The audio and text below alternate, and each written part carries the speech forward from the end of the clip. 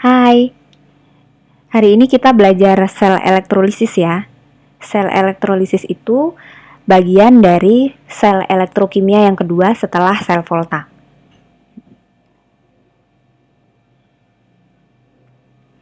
Sel elektrolisis merupakan suatu proses pemanfaatan energi listrik untuk menjalankan reaksi redoks yang tidak spontan. Nah, ini kebalikan dari sel Volta. Kalau sel Volta itu kan reaksi redoks yang kemudian dapat menghasilkan arus listrik. Kalau elektrolisis itu kebalikannya, dari energi listrik baru terjadi reaksi redoks. Rangkaian sel elektrolisis terlihat pada gambar berikut. Nah, dari sini langsung terlihat jelas perbedaan antara sel elektrolisis dan sel Volta. Kalau sel Volta itu ada dua wadah, di mana larutan yang digunakan itu larutan yang berbeda. Kalau sel elektrolisis wadahnya cuma satu, larutannya juga cuma satu. Larutan yang digunakan pada sel elektrolisis ini sebagai contoh adalah larutan Ki. Nah, pada rangkaian sel elektrolisis tetap menggunakan dua elektroda yang berperan sebagai anoda dan katoda.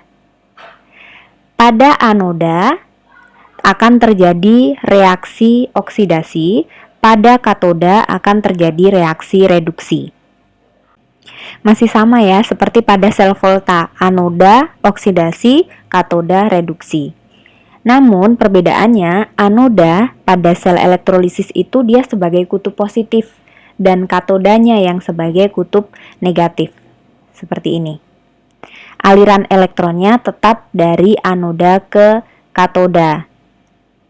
Nah, proses sel elektrolisis ini, larutan Ki tidak akan bereaksi, dia hanya akan mengalami reaksi ionisasi seperti ini menjadi K+ dan I- sebelum dialiri listrik.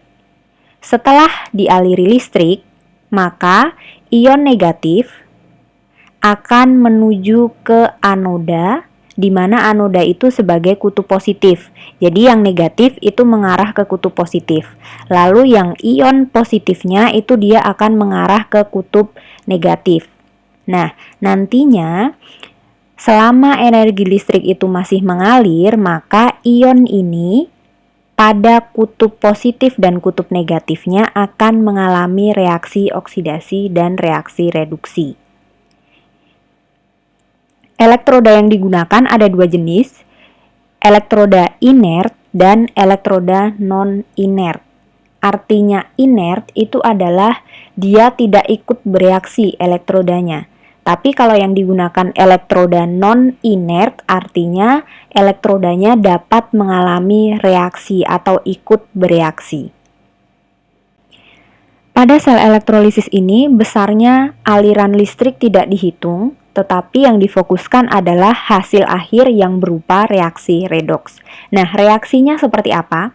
Jadi, sebelum membuat reaksi redoksnya, reaksi reduksi dan oksidasinya, fokus pertama yang harus kalian pahami adalah kalian harus bisa membuat reaksi ionisasi seperti ini, supaya kalian tahu ion positifnya apa, ion negatifnya apa.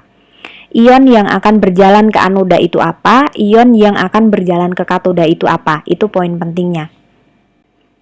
Seperti ini ya, ion negatifnya ke anoda, ion positifnya ke katoda. Ion positifnya itu K+, ion negatifnya itu I-. Sekarang kita ke syarat penulisan reaksi pada elektrolisis. Reaksi di anoda. Tadi yang ke anoda tadi merupakan kutub positif. Nah, larutan yang kita gunakan tadi adalah Ki, berarti akan terionisasi menjadi K+ dan I-, berarti yang mengarah ke anoda itu adalah ion I-. Saya tuliskan di sini ya, ion I-. Oke, persyaratannya kita lihat. Nah, anoda terbuat dari dua jenis. Nah, untuk syarat reaksi oksidasi pada anoda itu dilihat dari elektrodanya. Tadi yang di awal, elektrodanya itu kan yang digunakan adalah elektroda inert. Ini grafit, platina, ada tambahannya lagi emas atau AU, itu merupakan elektroda inert. Lalu logam lain selain grafit, grafit itu simbolnya C, ini PT, ini AU. Selain C, PT, AU, berarti logam lain itu masuknya non-inert. Karena pada rangkaian sel elektrolisis larutan Ki tadi dia menggunakan elektroda inert, berarti kalian dari sini jalannya ke sini. Nah, setelah itu kita turun.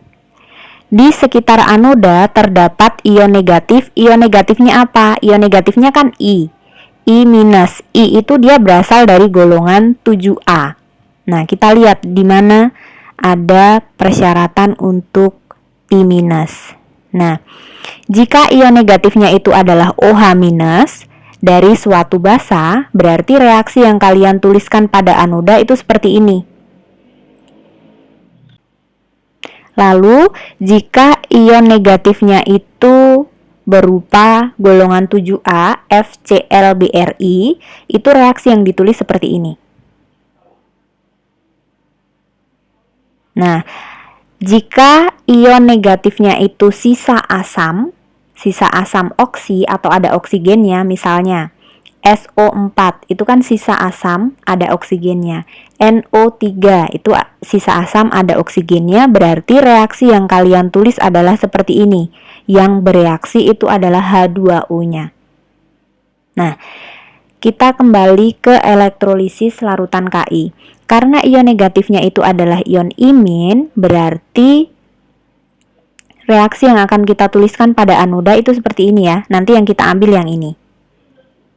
Nah, jika anoda terbuat dari elektrodanya non-inert, logam lain selain C, PT, AU, saya kasih contoh, misalnya dia menggunakan elektrodanya Cu.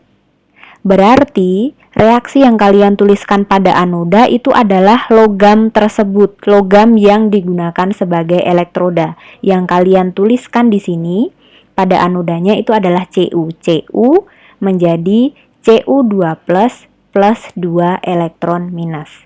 Itu jika kalian menggunakan elektroda non-inert. Selanjutnya, ini reaksi di anoda ya, syarat penulisan reaksi oksidasi di anoda. Sekarang ke reaksi yang ada di katoda. Ini untuk larutan, tadi larutan Ki ya. Nah, di sekitar katoda ada ion positif. Tadi kita menggunakan ion positifnya, ini kan tadi negatif. Berarti yang bereaksi di kutub negatif itu adalah ion K+. Nah, jika ion H+ yang ada di katoda, jika kalian menggunakan larutan yang ternyata diionisasikan, dia ion positifnya adalah H, hidrogen, maka reaksi yang kalian tulis di katoda seperti ini. Persis seperti ini. Lalu, jika kalian menggunakan larutan yang ion positifnya itu berupa logam dari golongan 1A, 2A, 3A, di sini ada tambahannya, Al atau Mn, berarti yang tereduksi adalah hidrogen pada air. Kalian menuliskan reaksinya seperti ini persis. Tinggal disalin. Lalu, jika kalian menggunakan logam lain selain dari golongan 1A, 2A, 3A, Al atau Mn, kalian tuliskan logam itu. Misalkan kalian menggunakan logam positifnya atau ion positifnya itu adalah Cu, berarti kalian menuliskan reaksi reduksi di katodanya itu adalah Cu2 plus 2 elektron minus menjadi Cu. Atau misalkan Ag nggak ada di syarat ini ya, bukan H+, bukan juga golongan 1A, 2A atau 3A. Nah, kalau Ag berarti kalian menuliskan di katodanya adalah Ag plus elektron min menjadi Ag. Nah, di sini adalah syarat untuk larutan. larutan yang kita gunakan tadi menghasilkan ion positif K. K itu dia berasal dari golongan 1A. Berarti nanti reaksi yang akan dituliskan adalah yang ini. Syarat yang digunakan adalah yang ini. Nah, ini untuk larutan ya. Kalau untuk lelehan saya tambahkan syaratnya di sini. Jika elektrolisisnya itu adalah elektrolisis lelehan, lelehan itu fasenya liquid. Jadi misalkan gini, kalau tadi kan yang digunakan Ki, dia fasenya aqueous, larutan. Kalau yang di elektrolisis itu adalah Ki, dia fasenya L, liquid, itu artinya dia lelehan. Jika yang di elektrolisis itu lelehan dan ion positifnya berasal dari logam golongan 1A, 2A, 3A, Al atau Mn yang tereduksi, yang tereduksi adalah logam itu sendiri. Jadi logamnya, misalkan saya kasih contoh Na, berarti yang tereduksi atau yang kalian tulis pada katoda itu adalah Na plus E min menjadi Na. Itu bedanya.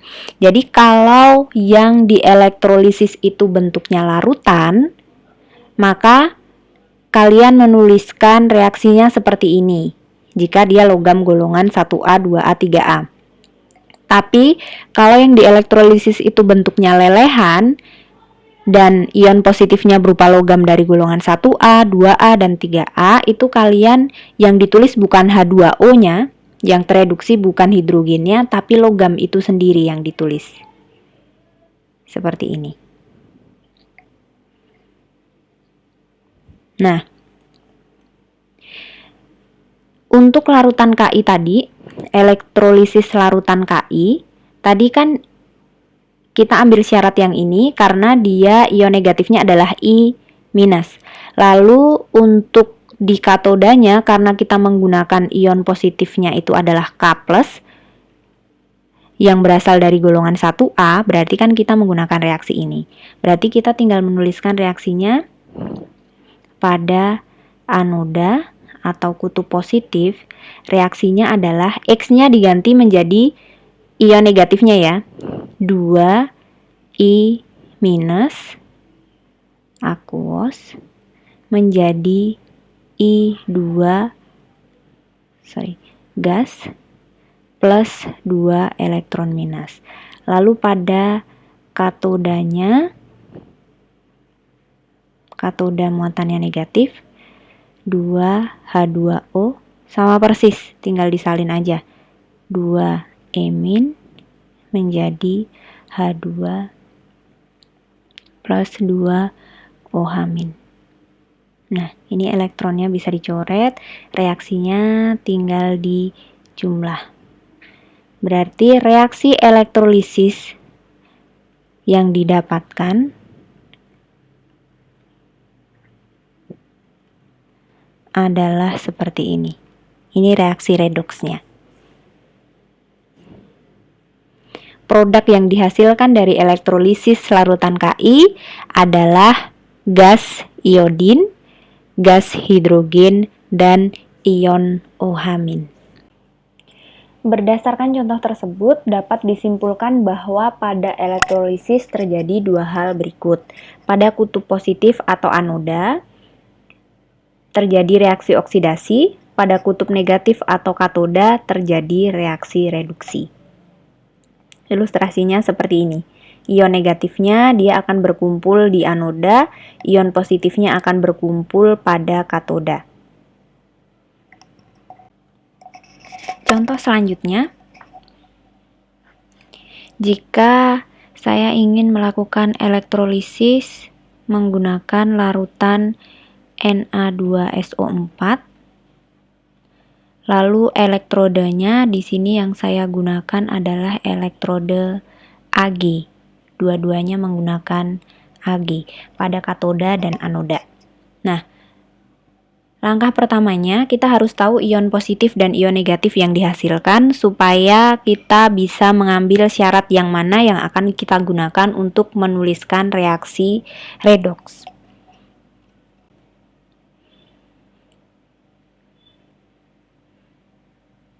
Na2SO4 2Na plus SO4 2-. Ion positifnya yang akan menuju ke katoda adalah ion Na. Lalu yang akan menuju ke anoda adalah ion SO4 2-. Nah, di sini ion Na plus dan SO4, lalu elektrodanya Ag ya, diingat-ingat. Kita mulai melihat reaksi pada anoda. Tadi menggunakan elektrodanya Ag, lalu yang di anoda tadi, anoda itu kutub positif, berarti SO4 2-. Dia menggunakan elektroda Ag. Sekarang kita lihat, anoda terbuat dari inert atau non-inert. Ag itu inert atau non-inert. Jadi, jika kalian ingin mengambil syarat penulisan reaksi pada anoda, yang dilihat adalah elektrodanya dulu, baru ion negatifnya. Tadi kan elektroda yang digunakan adalah Ag. Nah, Ag itu masuknya inert atau non-inert. Kita lihat, bukan C, bukan PT, bukan AU, berarti dia masuknya non-inert. Berarti syaratnya kamu harus jalannya ke sini.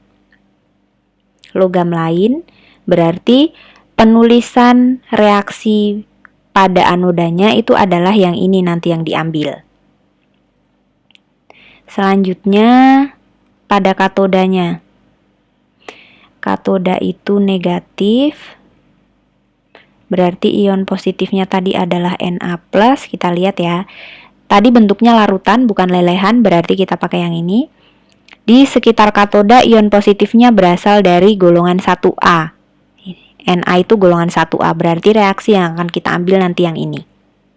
Nah, kita pindahkan. Tadi kan ambil anodanya yang ini, lalu katodanya yang ini. Reaksi di anodanya kita tinggal tuliskan. Tadi kan Ag, elektrodanya Ag. Jadi yang ditulis adalah Ag menjadi Ag plus elektron minus. Lalu pada katodanya itu yang ditulis adalah 2H2O, 2 elektron minus, gas hidrogen, ion OH-. Dijumlah Ag, elektronnya belum sama, berarti yang atas dikali 2 dulu biar sama. Nanti elektronnya bisa dicoret, berarti ini menjadi 2Ag, 2H2O, 2Ag plus gas hidrogen,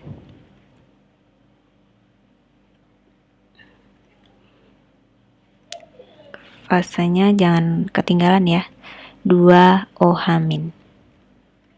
Nah, berarti hasil dari elektrolisis larutan Na2SO4 menggunakan elektroda Ag adalah ion Ag, gas hidrogen, dan ion OH-.